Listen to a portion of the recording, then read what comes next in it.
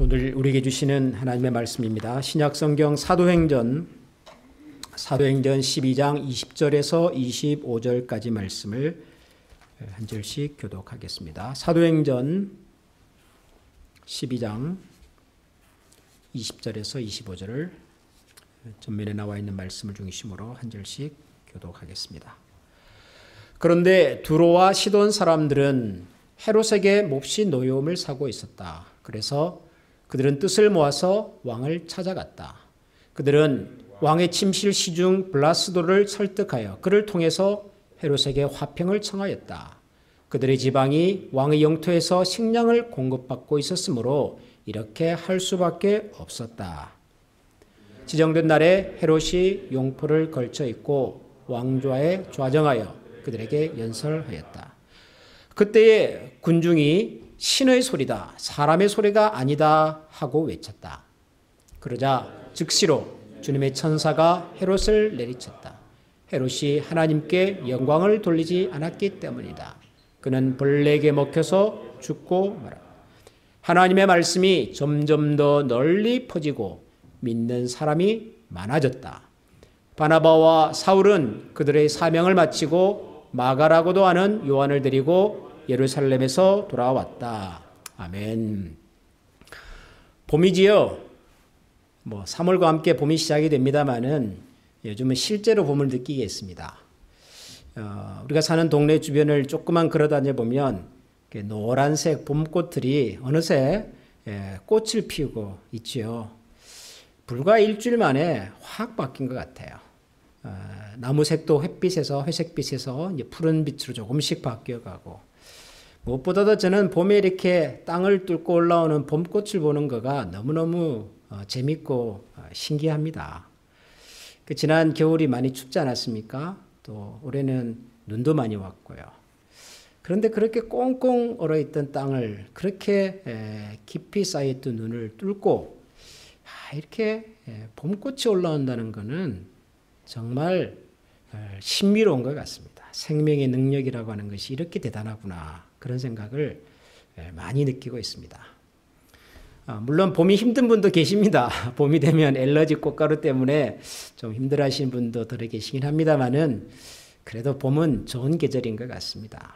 우리가 보통 좋은 일이 생길 때 우리 인생에 봄날이 찾아왔다 그러지 않습니까?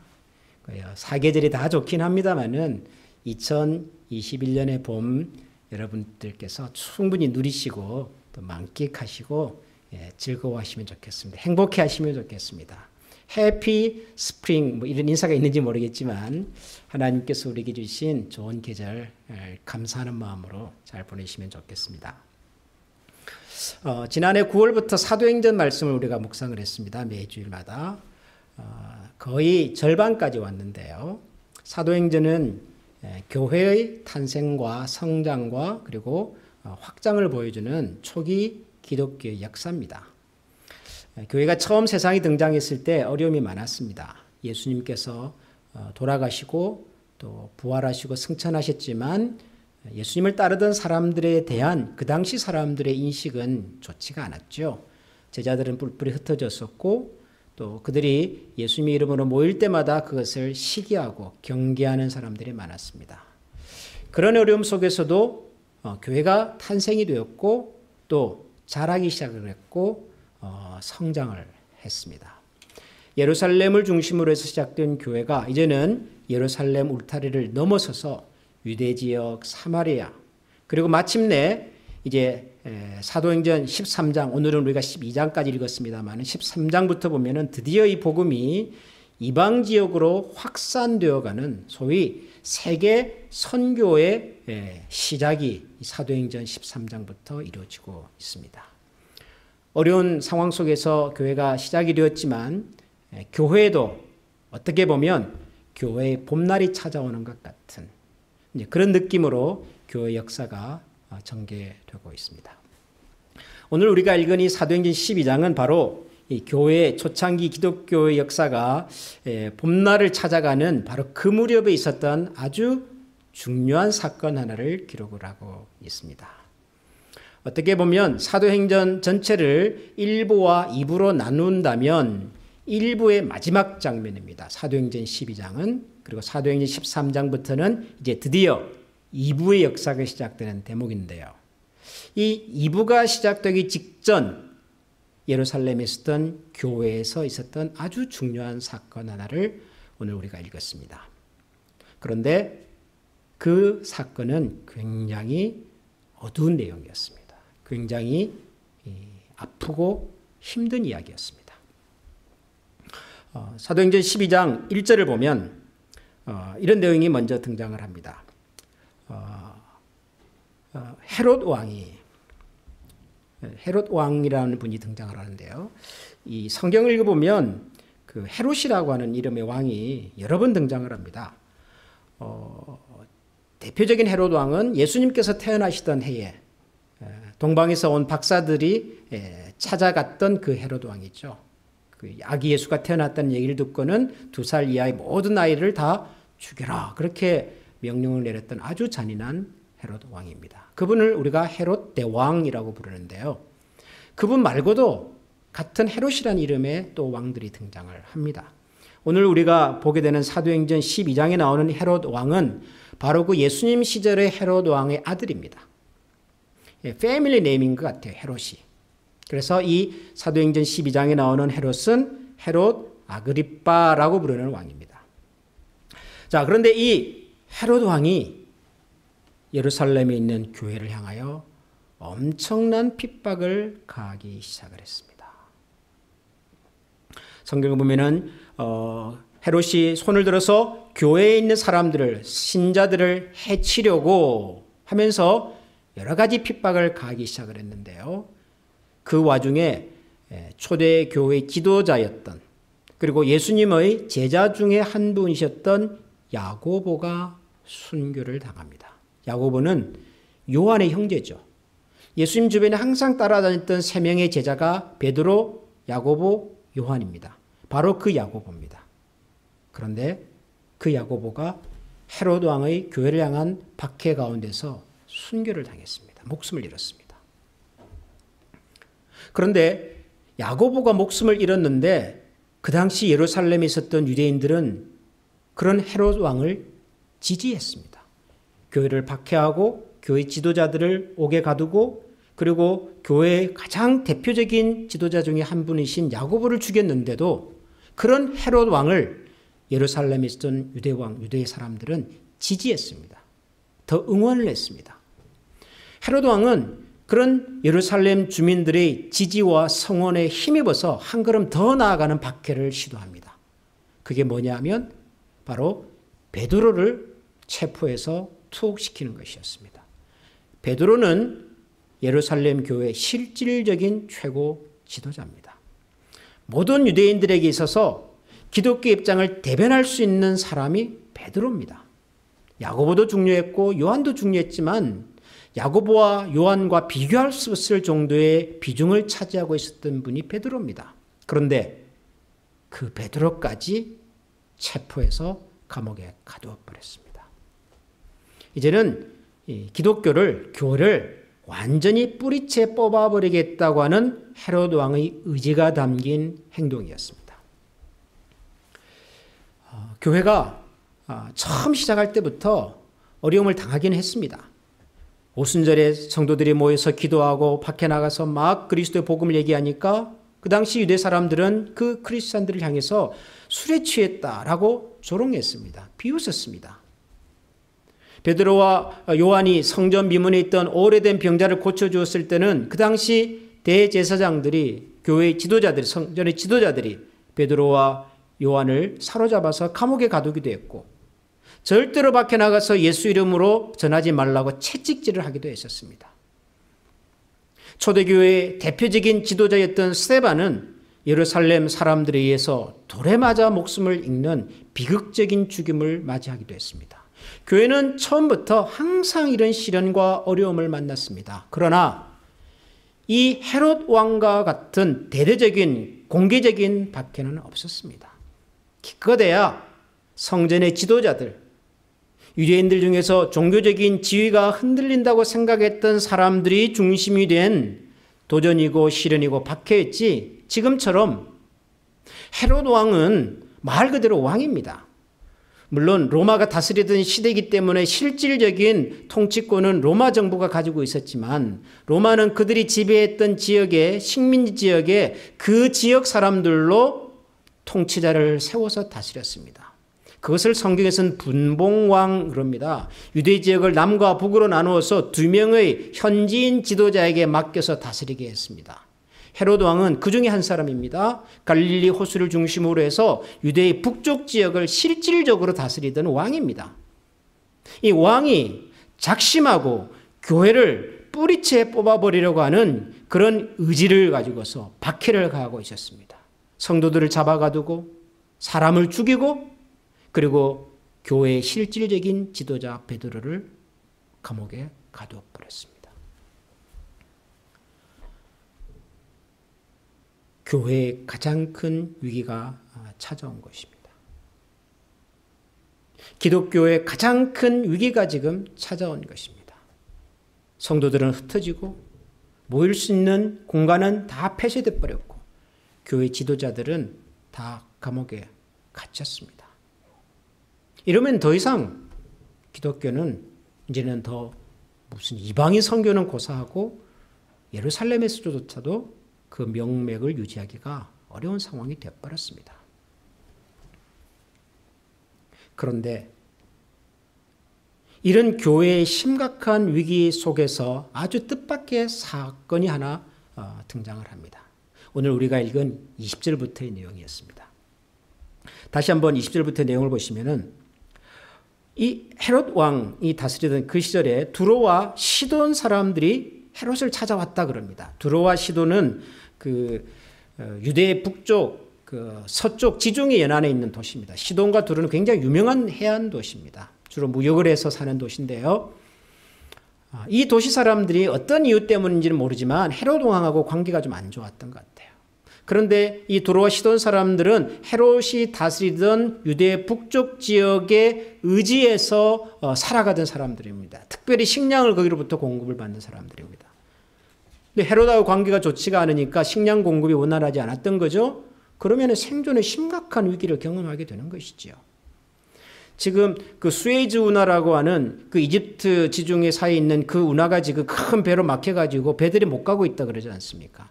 근데 그 한 대만 못 가는 것이 아니라 그 수에즈 운하를 통해서 유럽과 아시아를 연결하려고 했던 수많은 화물선들이 지금 발이 묶여버렸습니다. 심지어는 그 배 위에 있었던 식량, 동물들이 지금 그대로 썩고 죽게 생겼습니다. 우리가 피부로 못 느껴서 그렇죠. 굉장히 심각한 위기입니다. 어떤 분들은 이게 코로나 바이러스로 인해서 전 세계에 찾아왔던 경제 위기만큼 심각한 타격을 줄 수도 있다. 그렇게까지 전망을 합니다. 막혀버리면은요, 그럴 수 있습니다. 시돈과 두로 사람들이 그런 위기를 느꼈던 것 같아요. 식량이 공급되지 못하고 이러다가는 우리가 다 죽게 생겼다. 그래서 헤롯 왕을 찾아옵니다. 그리고 뭔가 헤롯 왕을 즐겁게 해서 관계를 개선하려고 했었습니다. 시돈과 두로에서 온 사람들이 헤롯을 초청해서 아마 모임을 했던 것 같습니다. 요즘 같으면은 유명한 정치 지도자를 모시고 이렇게 컨퍼런스를 하는 것처럼 그 자리에 헤롯이 등장을 합니다. 그런데 이런 표현이 어떨지 모르겠습니다만 좀 과간입니다. 성경에 보니까 그 자리에 등장했던 헤롯이 옷도 굉장히 근사한 옷을 입고요. 용포라고 하는 것은 왕이 입는 옷입니다. 그런데 그 용포를 그냥 입었던 것이 아닌 것 같아요. 다 휘날리게 입으면서 누가 봐도 야, 대단한 사람이다라고 생각이 들 만큼 그렇게 등장을 했습니다. 그리고 그 헤롯을 향해서 군중들이 이렇게 외쳤습니다. 야, 저분은 사람이 아니야. 저분은 신이야, 신. 헤롯이 기분이 너무 좋았겠죠. 자기하고 관계가 좋지 않았던 사람들이 자기를 초청해서 모임을 가지고 있는데 그 자리에 등장을 다 했더니 사람들이 한결같이 자기를 향해서 야, 하늘에서 내려온 분 같다. 이 사람의 소리가 아니다. 어떻게 저렇게 훌륭한 연설을 할 수가 있는가. 최상급으로 헤롯을 높였고 추앙했습니다. 헤롯 인생의 가장 멋진 날이 찾아온 것 같았습니다. 그런데 23절을 보니까 그러자 즉시로 주님의 천사가 헤롯을 내리쳤다. 헤롯이 하나님께 영광을 돌리지 않았기 때문에 그는 벌레에게 먹혀서 죽고 말았다. 헤롯이 원인을 알 수 없는 이유로 갑자기 죽어버렸습니다. 우리 성경에서는 헤롯이 벌레에 먹혀서 죽었다 그랬습니다. 이 벌레가 어떤 벌레인지를 우리가 정확하게 알 수는 없습니다. 지금부터 2000년 전 상황을 생각하면 그 당시 사람들의 시선으로 생각으로 헤롯의 죽음을 그렇게 설명을 했던 것 같아요. 이유를 모르겠어요. 아마도 뭔가 심각한 벌레에게 물려서 죽은 것이 아닌가 그런 생각을 아마도 했던 것 같습니다. 재밌는 것은 이 시기의 역사를 기록한 역사서가 있습니다. 성경 말고 이 시대의 유대 로마의 역사를 기록한 유명한 역사가가 있습니다. 요세푸스라고 하는 사람입니다. 이 요세푸스라고 하는 사람이 이 헤롯 왕의 죽음을 기록을 했어요. 그런데 그는 이렇게 기록으로 남겼습니다. 헤롯이 심각한 복통에 시달려서 5일 동안 앓다가 목숨을 잃었다. 이 두 가지를 종합해서 저는 혼자 이렇게 상상을 합니다. 아마도 몸 안에서 심각한 소화기 계통에 장애가 생겼던 것 같아요. 그게 뭐 식중독일 수도 있겠고요. 아무튼 그 헤롯이 갑자기 죽어버렸습니다. 그런데 여러분 더 흥미로운 게 뭔 줄 아십니까? 그 다음 구절의 말씀입니다. 24절을 한번 우리 읽어보겠습니다. 24절 다 같이 시작. 하나님의 말씀이 점점 더 멀리 퍼지고 믿는 사람이 많아졌다. 헤롯이 갑자기 죽었습니다. 그것도 그냥 보통 가정에 있다가 그냥 어떻게 병사한 것이 아니라 헤롯 인생에 있어서 가장 멋진 날, 자기를 저 멀리서 찾아온 사람들 앞에서 왕의 옷을 입고 나아가서 야 이건 사람이 아니야 도대체 하늘에서 내려온 신이야 라고 추앙받던 그날, 헤롯 인생의 정점에 있었던 그날 헤롯이 죽어버렸어요. 갑자기. 그런데 그 헤롯이 죽고 난 다음에 하나님의 말씀이 점점 더 멀리 퍼지고 믿는 사람이 많아졌다. 사도행전 12장은 오순절부터 시작된 교회가 성장하고 확장된 과정 속에서 가장 심각한 시련과 위기를 만난 이야기였습니다. 야고보가 죽었고요. 베드로는 감옥에 갇혔고 교인들은 다 뿔뿔이 흩어져 버렸습니다. 이제는 흔적을 찾을 수 없을 상황이 될 수도 있는 바로 그 절대절명의 위기인데 사도행전 12장의 첫 시작은 그런데 그 정점에 서 있던 헤롯이 죽고 나자 하나님의 말씀이 점점 더 멀리 퍼지고 믿는 사람이 많아졌다라고 합니다. 뭐죠? 반전입니다. 반전. 교회를 향한 그동안의 여러 도전과 박해 속에서도 가장 강력했던 헤롯 왕의 핍박과 박해가 헤롯의 생각과 기대와는 전혀 다르게 완전히 무산이 돼버리고 사람들이 볼 때는 이제 더 이상 기독교는 교회는 크리스찬들은 이제 명맥을 이어갈 수 없겠다라는 생각을 하던 바로 그 순간에 하나님께서는 하나님의 말씀이 점점 더 멀리 퍼지고 믿는 사람들에게 확산되어 갔다고 기록을 남기고 있습니다. 그리고 이어지는 내용이 이제 사도행전 13장입니다. 사도행전 13장은 안디옥이라고 하는 교회가 중심이 되어서 본격적으로 이 기독교의 복음이 지금의 터키 그리고 지중해에 있는 여러 나라들 이탈리아, 로마 그리고 저 서쪽 끝에 있는 스페인에까지 복음이 어떻게 확장되어 갔는가를 보여주는 기독교 선교의 대드라마입니다. 바로 그 사건의 직전에서 우리는 이 사도행전 12장을 읽습니다. 기독교와 교회를 향한 세상의 가장 강력한 박해와 도전 앞에서도 하나님의 말씀은 오히려 더 흥왕해가고 더 많은 사람들에게 복음이 전해졌었다라고 기록합니다. 여러분, 기독교 복음에 저는 신비가 여기에 있는 것 같아요. 기독교는 복음은 처음부터 수많은 시련을 만났습니다. 수많은 도전을 만났습니다.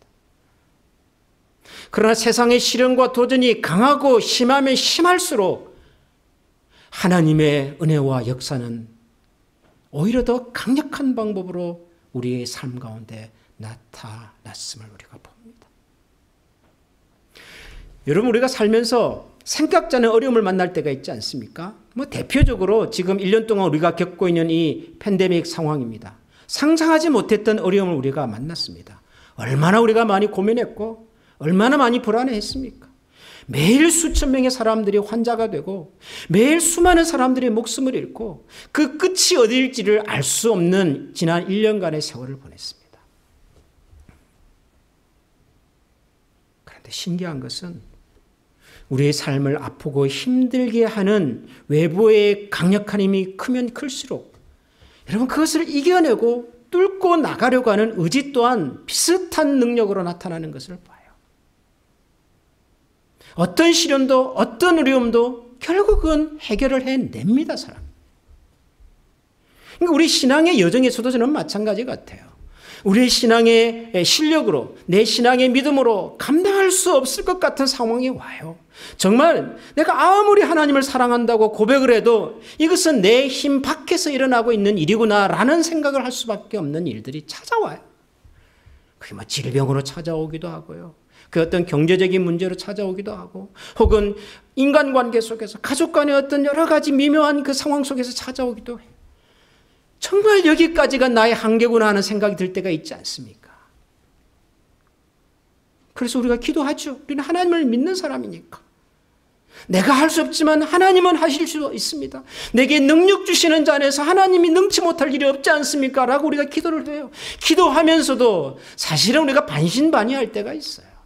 야, 이게 기도한다고 될까? 그런 생각이 들 때가 있어요. 그래도 어떻게 해요? 우리가 할 수 있는 방법이 기도밖에 없으니 하나님 앞에 나가서 이 상황을 알려드리고 하나님의 도우심을 구할 수밖에는 다른 길이 없어서. 그런데 하나님이 일을 하세요. 진짜로 하나님이 일을 하세요. 헤롯 같은 사람이 등장해서 교회를 완전히 뿌리째 뽑아버릴 것 같은데도 불구하고 그랬던 헤롯은 사라져버리고 죽을 것 같은 사라져버릴 것 같은 기독교의 복음은 오히려 많은 사람들의 삶 가운데 의미 있는 영향력을 끼쳐요. 마치 법정에서 검사가 등장을 해가지고 이 사람은 이런 죄를 지었고 이런 죄를 지었고 그래서 최소한 이 사람에게는 이런 벌을 줘야 됩니다라고 검사가 그렇게 막 고소장을 읽을 때는 아, 내 인생이 이제 끝이구나라는 생각이 들지 않습니까?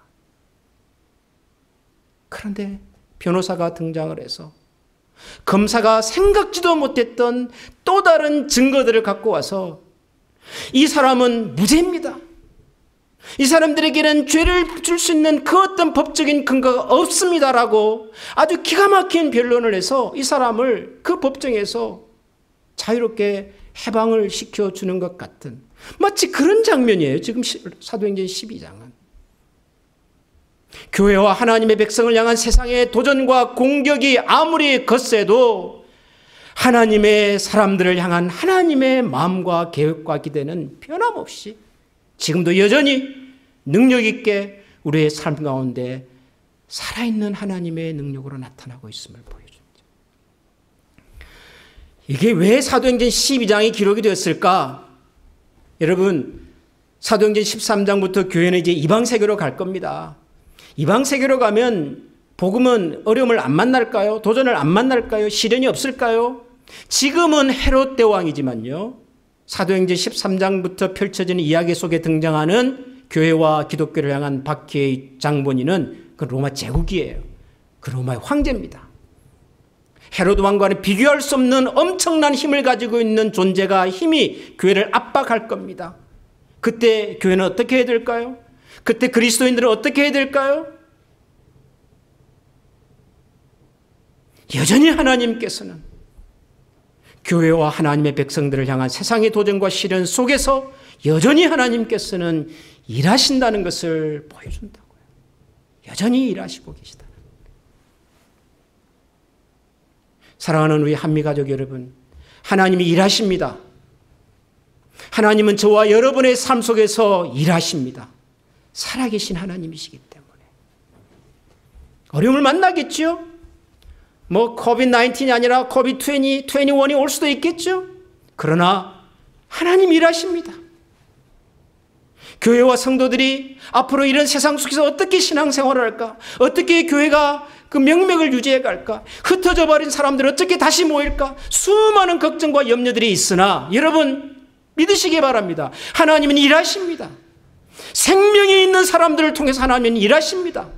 아무리 사람 수가 적어져도 외부의 핍박이 거세도 생명이 있는 사람들을 통하여 하나님 일하십니다. 봄이 오잖아요, 여러분. 봄꽃이 피어나잖아요.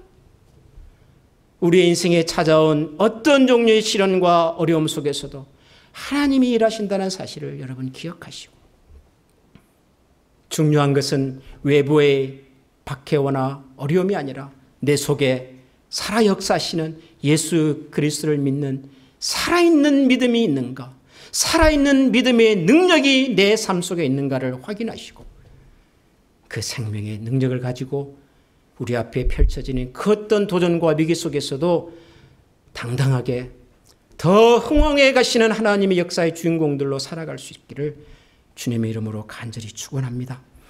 이제 우리 다 같이 한번 찬양하기를 원합니다. 여러분과 함께 이 찬양을 오늘 주신 이 말씀을 기억하면서 함께 부르기를 원합니다. 생명의 능력이 예수 그리스도에게 있습니다. 소망의 능력이 예수 그리스도 안에 있습니다. 우리가 주님을 노래하고 찬양할 때 그 생명의 능력이 역사가 우리 가운데 나타나게 될 것을 믿습니다. 우리 찬양 다 같이 한번 박수하면서 큰 소리로 함께 찬양하기를 원합니다.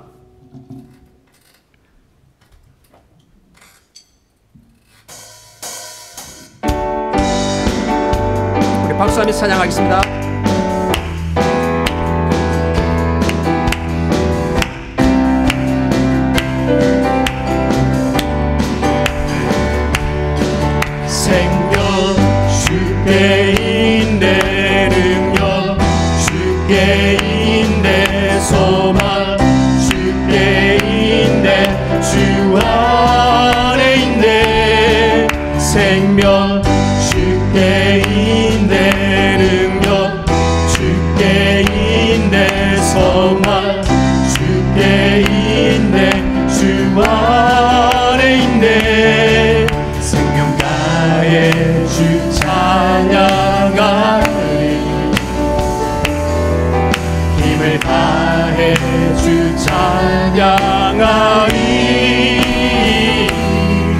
내 생명 다해 내 힘을 다해 모든 소망 주님께 생명 주께 있네 능력 주께 있네 소망 주께 있네 주 안에 있네 생명 주께 있네 능력 주께 있네 소망 주께 있네 주 안 생명 다해 주님을 생명 다해 주 찬양한 힘을 다해 주님을 찬양합니다. 힘을 다해 주 찬양하리 아멘. 내 생명 다해 내 힘을 다해 모든 소망 주님께 생명 주께 있네 능력 주께 있네 소망 주께 있네 주 안에 있네 생명 주께 있네 능력 주께 있네 소망 주께 있네 주 안에 있네 주께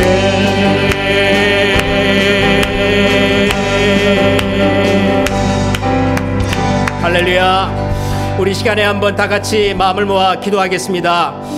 우리의 삶 속에 찾아온 여러 종류의 개인적인 아픔과 어려움과 한계들을 우리 시간 하나님 앞에 올려드리겠습니다. 그게 우리가 개인적으로 가지고 있는 문제이든 혹은 우리의 가족들이 가지고 있는 문제이든, 내가 알고 있는 친한 이웃과 친구가 갖고 있는 문제이든, 어떤 문제라도 이 시간 우리 하나님 앞에 그 문제를 올려드리십시다. 하나님께서 그 문제를 풀어주시고 그 속에서 능력으로 역사해 주시기를 우리가 간절히 기도하십시다. 우리가 겪고 있는 이 코로나 바이러스의 상황이 속히 원만하게 그리고 안전하게 종식될 수 있도록 여러분 기도하십시다. 미국의 대통령을 위해서 기도해 주시고요, 의료와 안전과 보건을 위해서 일하시는 모든 지도자들을 주님께서 불쌍히 여겨 주시도록 기도해 주십시오. 오하이오 주지사를 주님께서 축복해 주시도록 기도해 주시고, 우리가 살고 있는 지역의 책임자들이 원만하게 지혜롭게 이 상황을 잘 관리할 수 있도록 해달라고 여러분 기도해 주십시오. 미얀마 땅의 슬픔과 고통을 위해서 기도해 주십시오. 죄 없는 수많은 사람들이 생명을 잃어가고 있는 이 참담한 현실을 하나님께서 불쌍히 여기시도록 저 땅의 비극과 고통이 속히 끝날 수 있도록 해달라고 여러분 우리 기도하십시다.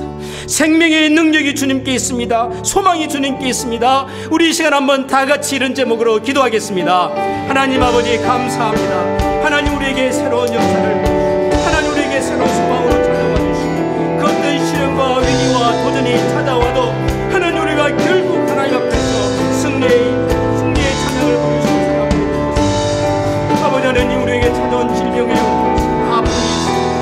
하나님 아버지 우리의 사랑을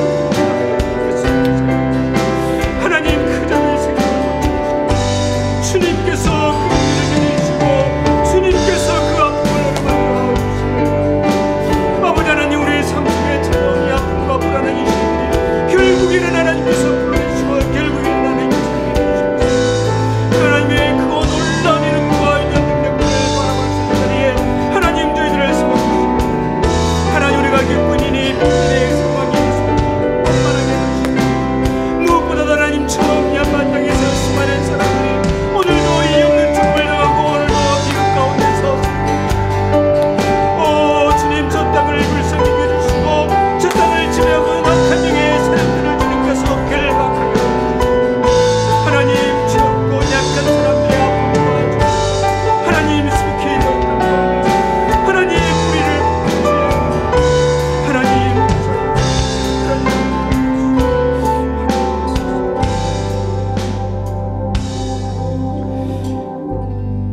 생명과 소망과 능력의 주인 되신 우리 주 예수 그리스도를 믿는 모든 하나님의 백성들 삶 속에 우리 인생의 겨울이 찾아오고 시련이 찾아오고 말할 수 없는 고통과 좌절이 찾아오지만, 그럼에도 불구하고 생명을 가진 사람들 통하여 역사하신 하나님을 오늘도 바라보기를 원하는 모든 주의 백성들의 삶 속에 우리 주 예수 그리스도의 은혜와 하나님의 사랑과 성령의 충만한 은총이 지금부터 영원토록 함께 계시기를 축원하옵나이다.